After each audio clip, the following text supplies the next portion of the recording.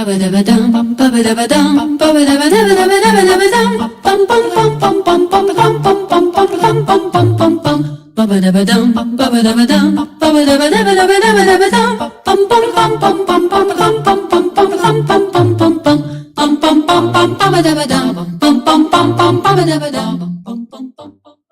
very pleasant good morning, good afternoon, and good evening. At sa ating wikang pambansa, magandang umaga po, magandang tanghali, magandang hapon, at magandang gabi. Sa lahat ng mga nakikinig at nanonood sa atin dito sa tinatawag natin Rita Gadi's Hour, which is actually your hour. Over the past years, we have gone back and forth in time, back to the Marcos years of 2020 to 21 of his administration, and then forward for the next, well, to date, it's already 35 years hence. Well, for this episode, which we have entitled Too Little, Too Much, ang ibig sabihin nito ay napakaliit ng halaga na binigay nila sa 20 taon ni President Marcos kung saan naitalaga at natayo na yung mga foundations ng ating ekonomiya, ng ating health program, lahat ng iba't ibang mga bagay na nakapagpatayo ng ating bansa. And there is too much afterwards, too much talk, too much statements, too much promises, too much of so many things na hanggang sa kasalukuyan ay nakikita natin parang kulang pa. So it's too little that they have gone back to be able to retrieve and to continue many of the programs that already begun during the time from 1965 to 1986. And there is too much afterwards which do not have any continuity to improve or develop further our country. Several presidents afterwards have done their best with promises, with programs, but as you've said, kalat-kalat. There's too much of so many things that we have to sort out what exactly was done so that there could be, in many aspects, in many programs, a development and a progress for our country. Right now, we have repeated this so many times, we are concentrating, or at least our government, our administration, our president, Rodrigo Roa Duterte, former mayor of Davao City, has concentrated on the COVID-19 virus, the manner by which we can be able to avoid transmission and contamination. Many of these health protocols were already initiated and undertaken. We've had lockdowns, we've had quarantines, and up to this day, we also have this general quarantine in several areas. Every once in a while, there will be a declaration as to which portions of our country will still be maintained as far as the quarantine is concerned. I understand it's the entire country. And then you have the adjectives attached to the quarantines, where you have the prevention of several other health protocols to be observed, prevention rather of certain manner by which we ought to normally live our lives because of the protocols that we have to follow. And right now, the concentration has gone to the way they will obtain the vaccine. We understand that they have named Secretary Galvez as the vaccine czar. I don't know why they keep on using that word czar, as though there was an entire empire that he is actually controlling, because that was where the origin of the czar was in Russia. But be that as it may, we have already been informed, no less by the president and also by Secretary Galvez, that the vaccine is on the way. And several other pharmaceutical firms have been contacted, so that should there be a need for more of these vaccines, then we will have the regular supply as needed. We are actually on 110 million demographic, that's the population that we are told we have. Whether the 110 million will all be receiving the vaccine, it remains to be seen, because they've been making categories and classifications regarding this. Children, elderly, the age bracket from 15 to 65, those that are actually under what they call underlying illnesses, and so they will have to be double checked in the hospitals to find out if there could be an after effect once the vaccine is given to them or administered to them. So there are still many other steps that will have to be followed before the vaccine could be administered or given to everyone. As a matter of fact, like in other countries, that is exactly what they're doing. So there is too much of this now because that is the concentration that the government is zeroing in. The process for the vaccination once it arrives. They have already installed the refrigerated areas, freezers, as a matter of fact, because we understand that there is a certain temperature, a certain Fahrenheit or Celsius degree of the kind of temperature that these vaccines, these vials, should be kept. And the and the transfer from one area to the other likewise is also in refrigerated vans or refrigerated trucks with that particular temperature. I remember that we were, all vaccines have to be refrigerated in a way, but there is a certain degree of temperature that they have to follow regarding certain vaccines. There was a time that there was an ice cream, for instance, that also had to have a certain temperature, and it was pulled out because many of our groceries or it could not be maintained as such, and the flavor and the consistency will be compromised if they do not have that kind of temperature. I think you all know this ice cream. It's in Germany actually, where we really indulged in it.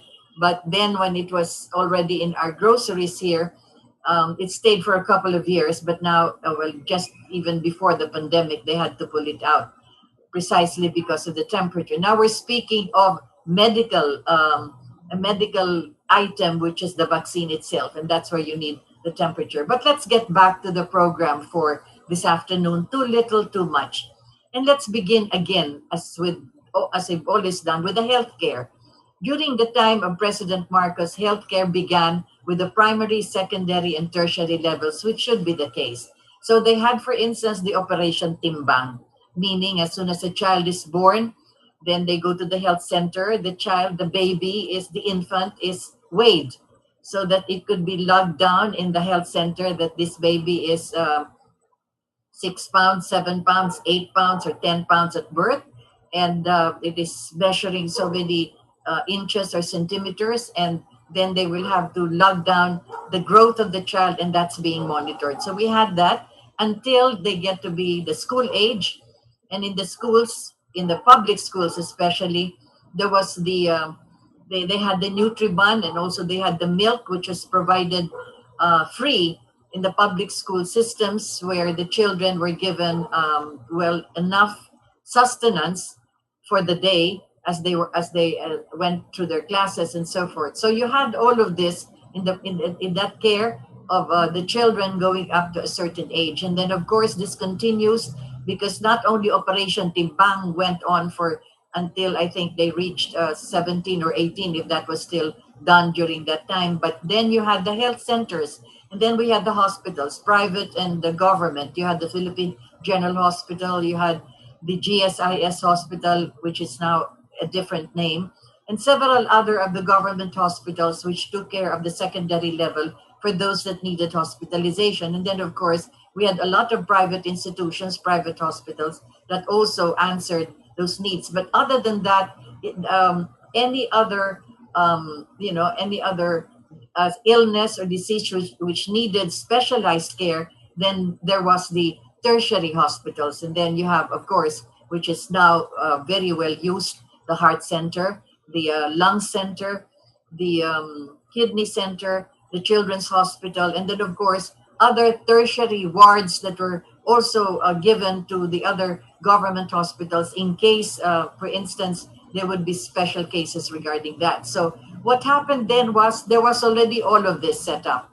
But after 1986, well, instead of the continuity of having the care for the children, for the infants, etc., and all of this until they do not have to be hospitalized anymore because everything has been taken care of with all the vaccines needed and all of this. But as you've said, there should have been a greater concentration on many of these health needs so that there is already the Institute for the Research for this infectious diseases and all of these emerging tropical diseases, which should have been given more attention because we have realized that several other viruses have come in. SARS, for instance, we had the threat of Ebola coming from Africa, and several others of these plagues, as a matter of fact, in other countries. And not enough was given attention to that, so that it could have been an institute which should have been improved. And that is where now we are grasping, actually, as far as finding enough hospitals, enough of these institutions where we could already have developed or helped, at least in the development of certain vaccines or certain antibiotics or whatever. So that is where we have too much of other concentration for other matters other than that which is already needed by our country. Like, for instance, Mrs. Marcos knew about this disease in Samar and Leyte during the time. And so what she did was she concentrated for the uh, development of certain cures and certain medication that could be able to prevent the spread of that particular schistosomiasis. I cannot even pronounce it well, but it was stopped, and they were able to contain it, and they were able to prevent the spread of that particular disease, which was quite it was almost generic to the place. So too with tuberculosis, for instance. We had the graphic also, like the way it is now, where how many people were dying a day because of tuberculosis, where of course another program was developed precisely to contain and to prevent the tubercular patient from getting to be more serious and dying, because tuberculosis, TB, as we know it for its acronym, was a killer disease. So with the development of the lung center of the Philippines, where several other doctors concentrated not only in the PGH but in other secondary hospitals, precisely so that those already detected with having tuberculosis could be treated immediately. There is a cure for this, and so that was what happened. Really, an intensive program, and tuberculosis again was eliminated as a killer disease. So it was controlled, it was contained, and there was less contamination. So you see that it was not anymore continued after that. And that is why so many, again, too much of so many other things did not concentrate on precisely that kind of a disease, that kind of an illness, which is tuberculosis. So what do we have now? Here we have again tuberculosis as a killer disease. Yan ang malungkot, sapagkat hindi na pagpatuloy. Sana nga na naumpisahan na, naging successful na, at naisagawa na yung pag-ayos nito, ngunit hindi nga napagpatuloy. There was too much afterwards in the past 35 years. Then that is what we have been experiencing. Nothing has been sustained or developed or improved. Parati kong sinasabi yan. I've repeated it a number of times. Even the tertiary hospitals, why were we not able to build tertiary hospitals in the different regions so that people do not have to come to Manila for their heart ailments, for heart surgery, etc., and all of that, when they already have it, when they should have already have that in their respective regions? Or perhaps several regions contiguous could have 2 or 3 of these tertiary hospitals. Again, as you've said, traveling by land would be less expensive and would be more convenient for people suffering from these illnesses, instead of flying out here to Manila and then spending so much in the tertiary hospitals that we have here. So you have, for instance, those with kidney diseases and all of this, kidney transplants that are necessary, and whatever else is to be administered in the kidney center. Then if we had the continuation of this in the different regions, and then perhaps eventually provincial hospitals could also have tertiary wards for such specific cases that need special treatment. That is, again, as you've said, too much of so many other things.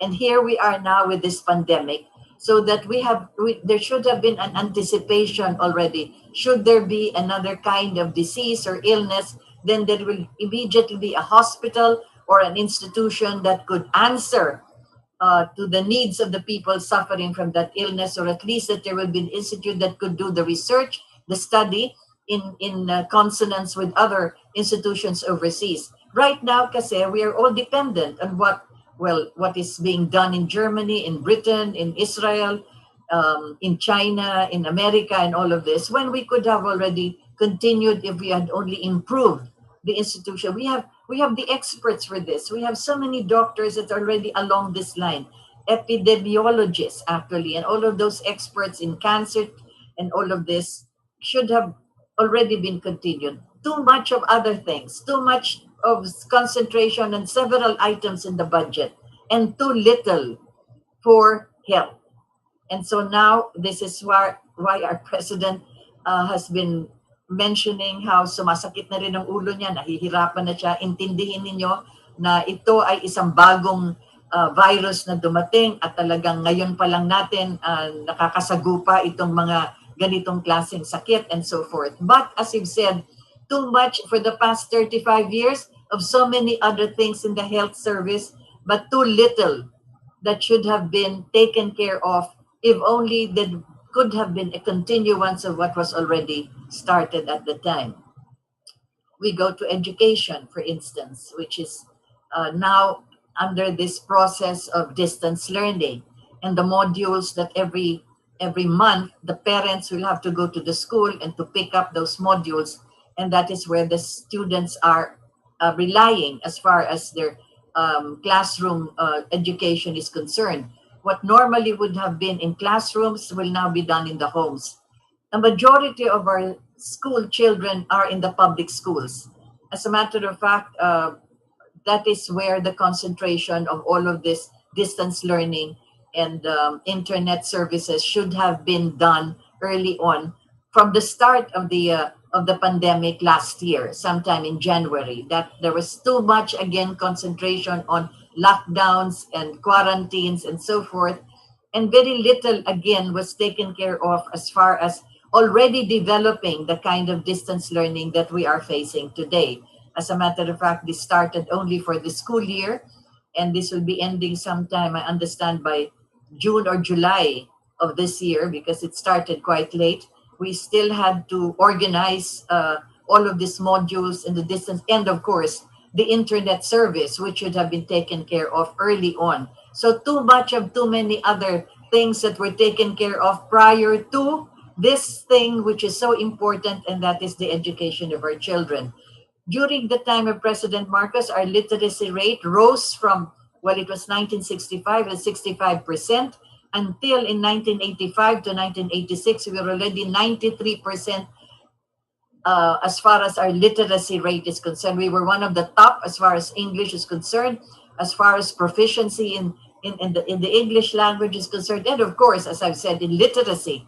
Can you imagine in 1986, 92% ang ating literacy rate? How is it now? If you look at the chart that was, well, it has been published so many times regarding the literacy rate, even here of the ASEAN, ayaw ko nang banggitin kung saang number tayo. It's pretty low. And it is very sad, because it seems that even in comprehending and understanding, we have difficulty. That is where the literacy is so important. Nakakaintindi ba ng binabasa? So whether it is in your language or wherever you're located in the country, or whether it be in English, we have a very low literacy rate as of now. What happened? Too much was concentrated on other things in education, other than, as we've said, the continuance of why in 1986 we were already 92% literate. That is the majority of our school children. How is it now? Well, in spite of the fact that they have the mobile phones where they could Google, you have the WikiLeaks, they could go and find out news, etc. It is not sufficient that gadget can be an instrument of education. Maybe there is data that they can read, but that is not part of an educational system, which we are faced with today. So, again, too little of what should have been done as far as what we are facing now, and that is the educational system for distance learning. So even though perhaps there would be vaccination already, again, they have already come out with saying that even if you're vaccinated, it does not prevent you from getting contaminated again. It does not prevent you from contaminating other people and several other things. I don't want to go through the litany of what prevents, what preventions could be obtained when you get vaccinated. Anyway, that is it.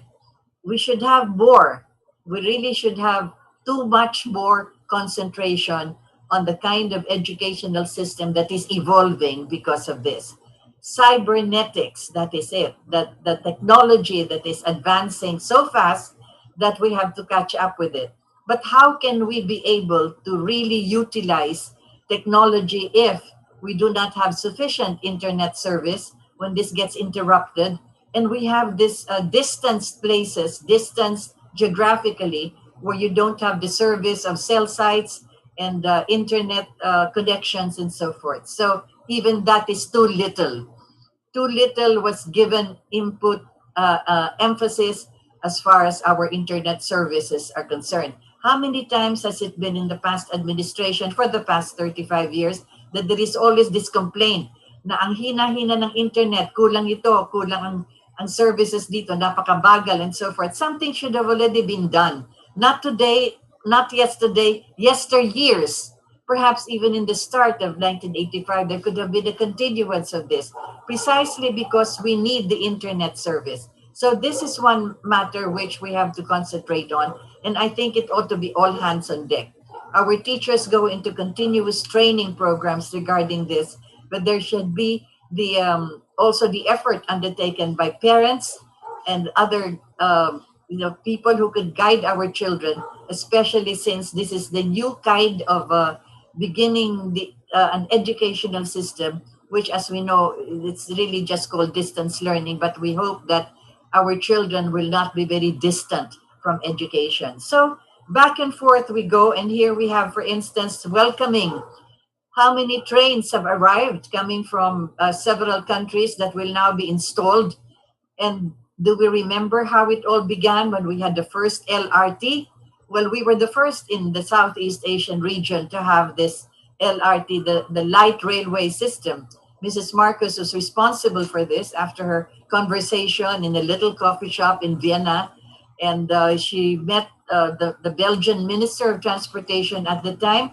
And that was where the proposal for the LRT began. And that was where it was established. Why do I know this? I was there. I was there when the conversation was happening, and I remember Mrs. Marcos giving us the instructions to proceed to Brussels, to Belgium, and to look at the light railway system they have, and also incidentally to look at the Bruges, where they have these little houses with all of these designs that they have really crowded all together, but beautifully installed. And so that was also part of a housing program that Mrs. Marcos had in the Gatdagatan and in Tondo and several other areas.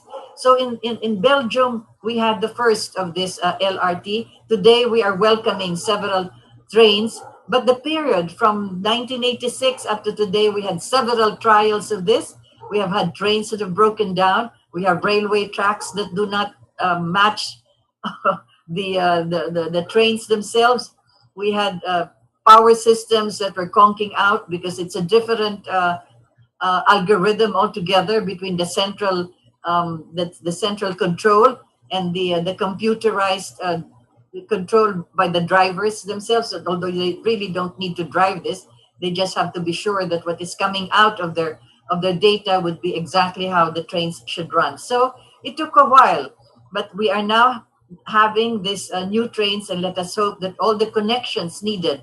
But we forget that all of this began at a certain time in our contemporary history. And I mention this because they do not give credit anymore from where this all began. Like today, for instance, at the National Arts Center in Mount Makiling, they will be celebrating the National Artist Month, or the month for artists. And there will be a big gathering and several presentations regarding this. But do they remember who established the National Arts Center in Mount Makiling? That was again Imelda Marcos. She thought of having a place where gifted children who do not have the financial capability to go into the higher studies of their gifts, of their talents, could be quartered at the National Arts Center in Mount Makiling, where you have several cottages, and there they could be trained by some of the best and the experts of our own artists, so that they can develop and evolve to be world-class international artists. And that's exactly what has happened with Mount Makiling. You have several clusters there. You have the big Well, you see this, it's like a big salakot where you have the presentations. And that is where our young artists, those who excelled in, not just excelled, but were geniuses in their art, they were taken care of. They lived there, as a matter of fact. They were trained there. And we have had several of them that have already reached the level of being an international artist. And so now that they're celebrating the National Artist Month and all of this acclaiming how the center has actually produced several of these artists, not one of them even mentioned that once upon a time, it was an Imelda Romualdez Marcos who conceived of the idea of setting up the National Arts Center. And that is why I have to mention this, because too little credit is being given to where it all began. Unless we go back in history and in time to find out where it is that we are enjoying certain aspects of our lives today, well, we will never get forward. That is what happened to us in the past 35 years. So you see how it goes.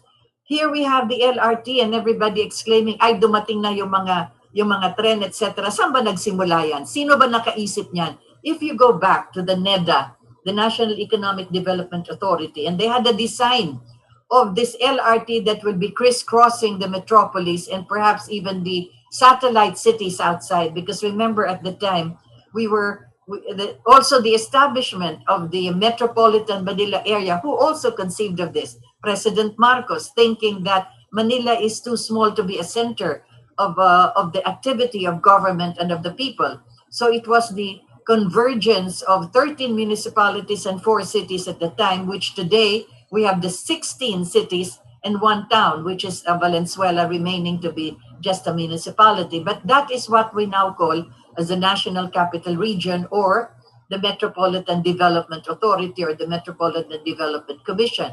Whichever way it goes, they do not give credit how all of this began.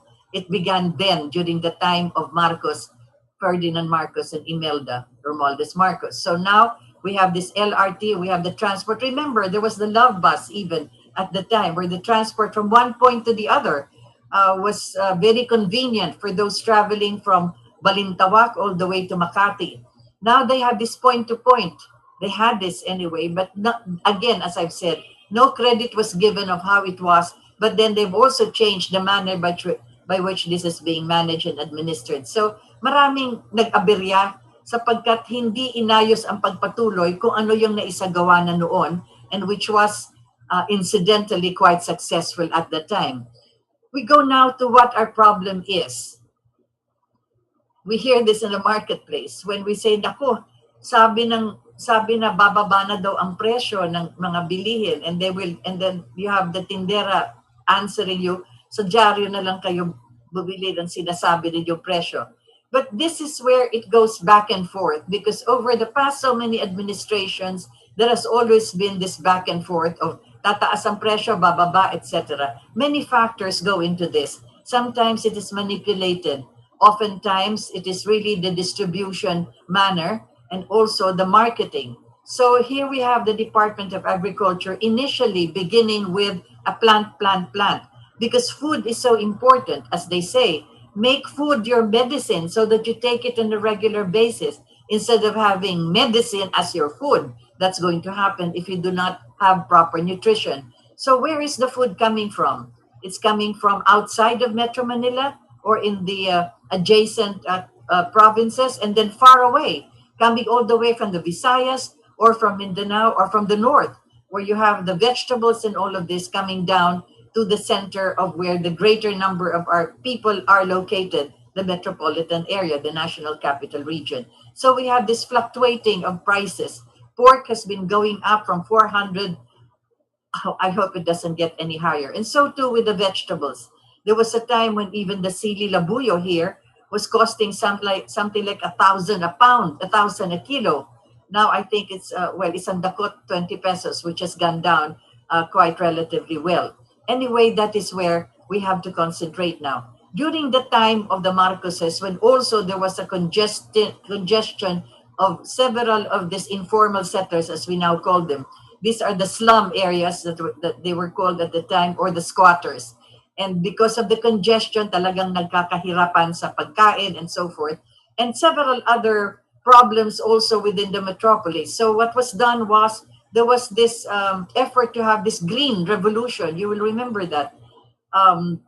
Mrs. Marcos started this by um, instituting how you could have in little pots at your backyard or even in your windowsill, or just wherever there is the sun that will be shining on the ground, you could plant vegetables like okra, talong, what is this, kamatis. They could grow in pots, and so that was begun then, a green revolution. Even fish could be aerated from the drums, and you could harvest from just in your backyard, and several other things. So there already we had that answer to some self-sufficiency, actually.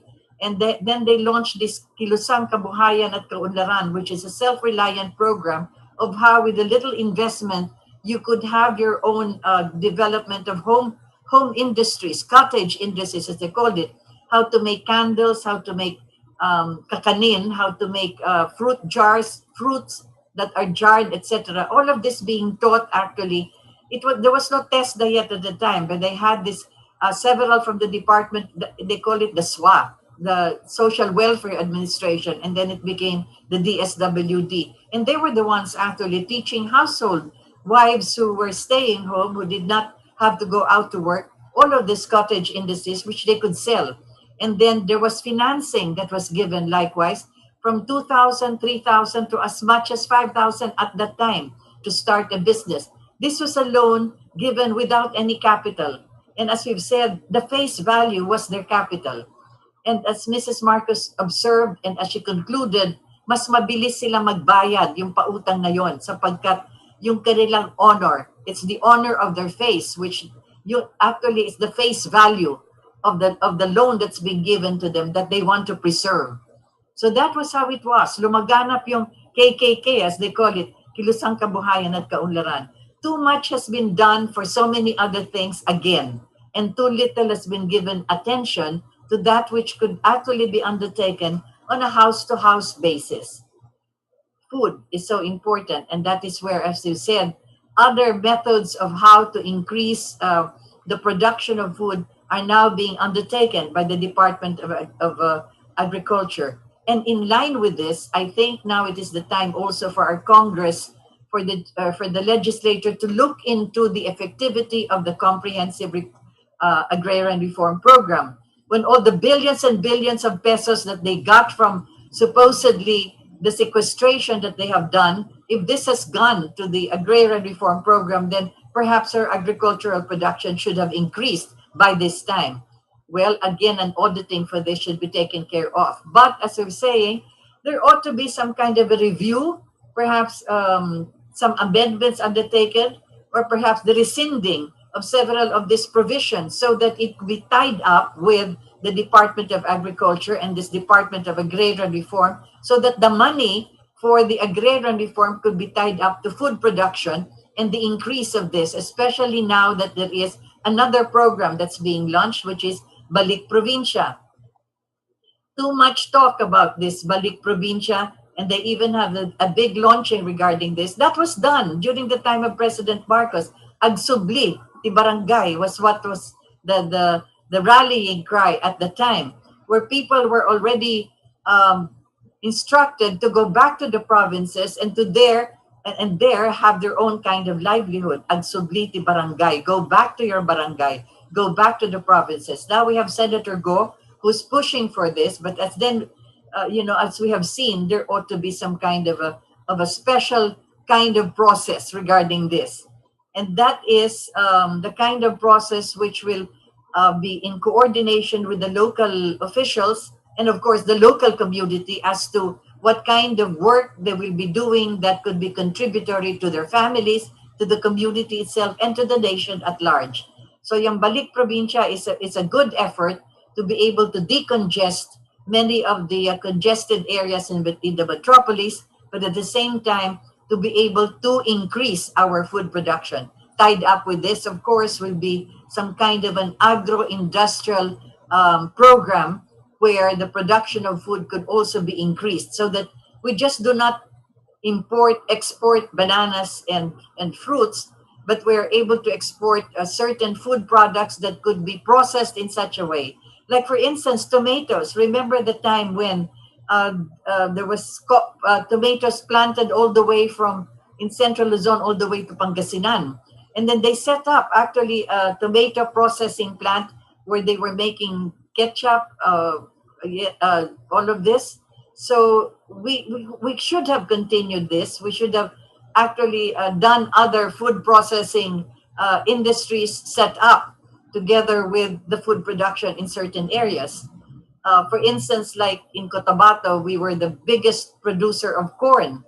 And so, I remember at one time, even the Italians were thinking of setting up a corn production system in Cotabato that could convert corn into soy, into soy, and several other into oil and so forth. So you have corn oil, etc., and all of this. But again, as you've said, tied up with the production of food will be the production for the industrial efforts that could be undertaken, and people will be also further employed regarding this. Kaya too little again has been given attention to all of this collateral industries that could be set up with food production. Secretary Dar has already come up with several of the input that could be given to the farmers themselves for an increase in production. But as you've said, everybody should have their hands down on the soil, because that is the future of everyone. Food on the table. With the statistics that are coming out in the surveys about people getting hungry, why?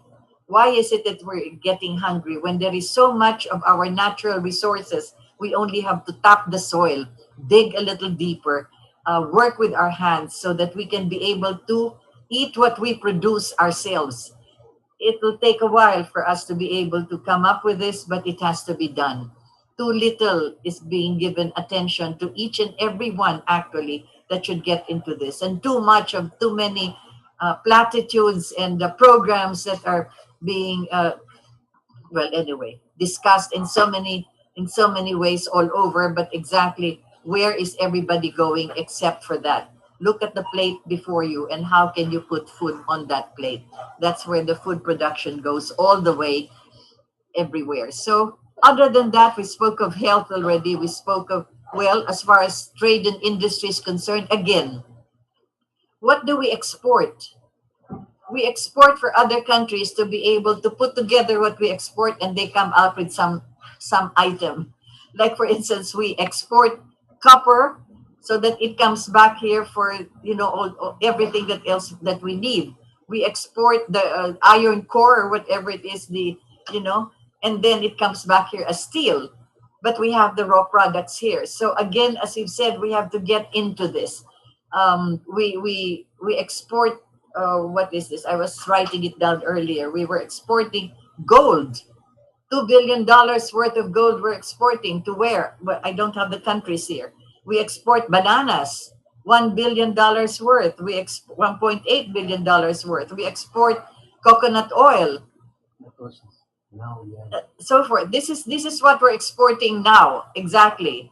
We export integrated circuits of $31 billion. We export office machine, etc. We computer parts, $5 billion worth. We export semiconductors. So we export copper, refined copper, and copper ore. We export electrical what's this? Well, whatever it is. These are the items we export that you could see. Pinakamalaki na dito, 31 billion, 8 billion, and maliit. So if you put it all together, and again, as you've said, these are exports that could have been not just increased, but we could have other exports. We have so much of these raw materials that we could have the industries here actually processing all of these resources that we have instead of just exporting them.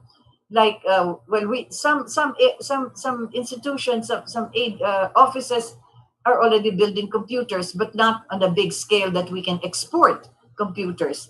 We are so good at this. As a matter of fact, when there was a study made between the hand and the eye connection of those working in these firms, they were saying that we were one of the best, the adeptness of our hands with our eyes as we go into this very minute electronic parts, which we export. all of these thin wires that we put together. You could see this in your appliances, in your computers if you open them anyway. And we do that. So is there anything else beyond that that we could do and put this all together so that we can have a bigger export? Well, during the time of President Marcos, we had the copper smelter plant, for instance, and Marubeni was in partnership with this copper smelter plant. So we don't have to export the copper and then import it back. Here we already had it at the time. We had the phosphate fertilizer production, so that we don't have to import the fertilizers we need for our farms. We already had it. These were the 11 major industries during the time of President Marcos. We had the aluminum smelter plant. And the American company of Reynolds Aluminum was already here to assist us as a partner for the aluminum smelter plant. With the diesel engine manufacturing plant, again, Japan and Germany were our partners here. Diesel engine parts. We had the cement industry, where we still have the cement industry, but very few, when we could actually increase this so that we don't have to import cement. And then we had the pulp and paper plant for our use for pulp and paper, petrochemical plant complex. We had the heavy engineering industrial production of machine tools for the large industrial plants. We were, we already had the manufacturing of machine tools. We had the coconut industry. We needed this to process the coconut itself, not only for virgin oil, which is so expensive now, and we could export. Coconut industry, we were number 2 in the world as far as coconut production is concerned. And the coconut levy should have gone to the construction of other collateral industries connected to coconut, but instead it was deposited in the bank, which is still there up to now. And now there is this move to take it out and give it to the coconut farmers 35 years after, or 50 years after. The farmers who planted those, who paid for that coconut levy must be about, what, 70, 80 years old today. What will they do? Plant coconuts too? No, it should go instead to the continuation of the coconut processing plant, which could produce all the oil that's needed for cooking, the oil, the virgin oil, for the more, also for treatment, and several derivatives like the making of soap, making of makeup. The foundations that we use for makeup, for instance, all have oil as the base ingredient. Then we had the integrated steel mills. What happened? We export the ore, and then we buy the steel. When it is produced, we buy it back as steel, when we could actually already continue with the integrated steel mills that we already had at the time. And then we had all the other non-conventional sources of energy. Alco gas, for instance. We still have to develop the marshlands of Liguasan. And there you have also the natural gas. We already have that in Malampaya. Then we have it in Scarborough. We have already this partnership, I understand, with the Chinese firm, which was signed last year, December. No, the other year. Not last year, but the other year, between our foreign affairs and the People's Republic of China for the extraction of natural gas coming from the Scarborough Shoal. And then we have the geothermal plants that we have, which is government owned, but which is given to the private sector, given to relatives of the former 35 years hence. That's what happened. It is no longer belonging to the people when it was established precisely for the people.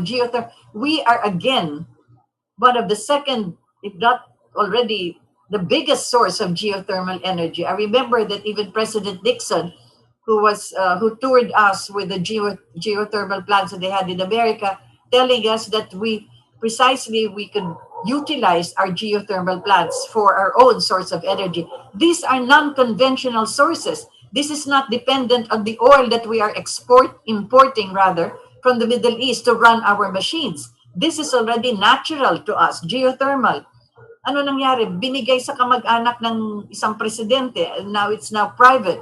My goodness. And then of course we have the nuclear plant, which was already ready to to function and to distribute energy, for the people. But because it was Marcos who started it, they started all this black propaganda about the danger of the of the nuclear plant. Well, the issue there was not the nuclear plant. The issue there was the insurance that was undertaken by somebody from the Philippines to insure it again. It is Westinghouse that built the nuclear plant, and that nuclear plant was insured with one of the biggest insurance firms, the Lloyd's of London. The way our gold is being also minted and insured by the Lloyd's of London, a big firm that is known internationally as being able to pay the whatever it is, should there be any problems, because that's the insurance company. So our Westinghouse built nuclear plant is insured with the Lloyd's of London.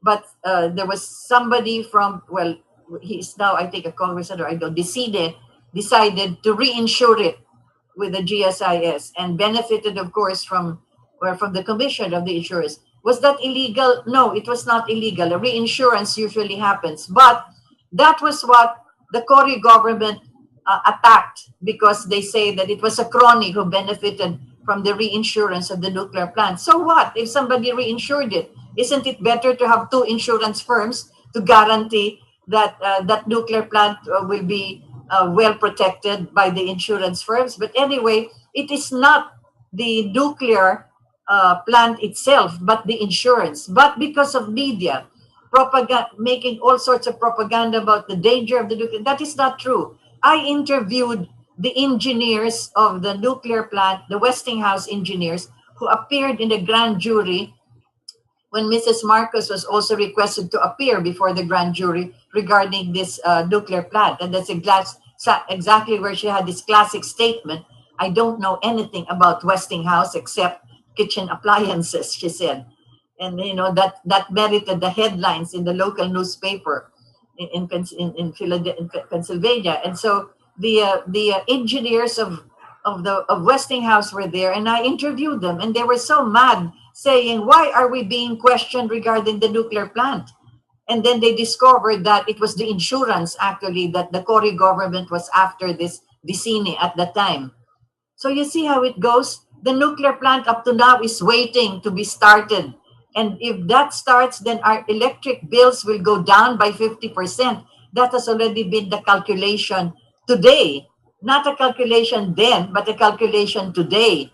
And this was already submitted to Secretary Cusi of the Energy Department, and he knows this. As a matter of fact, he began his administration in the Department of Energy by stating that we will have the nuclear plant operating. But up to now, 4 years or 3 years and a half thereafter, he's remained quiet about this. So these are non-conventional sources of energy which we have here in our country. You see, we have it already here. So why is it there is too much talk, but too little is being done? Sad, isn't it? But then again, as we've said, we also have all of these dams that were already constructed during the time of President Marcos, 38 dams, and 18 more in the lineup to be constructed. Several others are now being done, actually. So these are hydroelectric sources of energy. No need to import oil, because there you have the power of the waterfalls of this, or the dams, that will create the energy needed to turn to start the turbines and to have the grid extensions provide the electric power, the energy power that's needed for industry, for the households, and for whatever else we need as far as electricity is concerned. So there you have it, 11 basic industries which are already there. Too much talk about so many other things that ought to be done here and there. Too little attention to be given to where our growth as a nation could continue if only there could have been attention given to what was already there and what was already being done. That's the sad part about many of the things that we forget. Too much talk, too much of attention to so many other collateral things, but too little attention being given to what exactly progress, development, and growth should be. If you perhaps go over again what has been already set with the National Development Authority, then you would realize that the foundations of our growth as an economically progressive country has already been written there, and how important it is that we are able to develop this in such a manner without any political bias or prejudice. Whoever else started it, whatever name began this, perhaps it is important now to pay a little more attention to it. And sometimes, as I've said, to acknowledge also where did all this begin. And by acknowledging, begin to learn and to understand and do some research as to what exactly is there that we can be able to benefit from that was already done at the time. So we speak of all of this energy and energy, electricity, and so forth, and several of the other aspects of our lives which should have already been continued progressively. But as I've said, putol-putol. A new administration comes in, another program is set up. Too little um, for just what? For just a term of one president, and not too much to be given as far as the actual growth and progress of the country is concerned. Okay, I'll go over some of this. Sometimes we really don't have enough time regarding this, but we have some comments here. Um, Good PM, Ma'am Rita, at sa mga nakikinig ng Katipunan Channel, done sharing. Okay, thank you very much. Franz Ayalin. Ruth, good afternoon, Ma'am Rita. God bless. Thank you very much. Mabuhay ka, Madam Mary Brazil. Thank you. Neil Satsara. Too many agricultural lands converted to residential estates. The question is, as per one columnist in the mainstream, can we eat real estate subdivisions? Good day po, Ma'am Rita. Thank you very much, etc. Yes, that's true. Because they have not passed the land use bill. Imagine we have to have a law regarding the use of the land when it ought to be natural. The open fields where you already have the system of irrigation at the time could be the fields for food production. And the rest would be, other areas would be, as you said, the subdivisions and so forth. So you see, nobody wants to pass that land use bill because they're all into all of these subdivisions, villages, etc. And as I've said, basic, you cannot eat the subdivision. Basic is food, and you need the fields. You need contiguous land. It cannot be putol-putol. You know, one part here subdivision, the other part here open field. Green Hills was all rice field. Could you believe that? Not very long ago. Green Hills, what you sa Talipapa, what do you call this? Where they have this division of the rice fields, parang dike. There was a time when you could bike around that area, and that is why Green Hills subdivision, you have canals running through the houses because those were the irrigation canals coming from our rivers, from the kaya nagpa-flood sa Marikina, from the rivers, Pasig, Marikina, etc., and all of that. We are surrounded by the mountain ranges that supply the water for this rice. Anyway, you have the Green Hills Shopping Center in its place anyway. So I will be reading all of your other comments, but that's exactly our program for today. Too little attention being given to the foundations which have already been successful. Too much of so many programs, talks, etc., and all, which do not lead anywhere progressively for the growth of our country. I'd like to thank all of those who joined us and continue to listen in. If you would want other aspects of what happened then just send your messages and we will concentrate on that. But meanwhile, stay safe, meaning, wherever you go, wear the mask and the shield that's now being required. And of course, observe physical distancing. Social distancing, it seems as though we are actually in a party or with several other people. But just so as you would understand, have some physical distance from the next person in the street once you step out of your front door. But there are ages now that are limited as far as their movement outside the house is concerned. And that refers to people like me on the elderly bracket, on the waiting area, as they say. Anyway, so thank you for having joined us. This is your hour, and I'm Rita Gadi.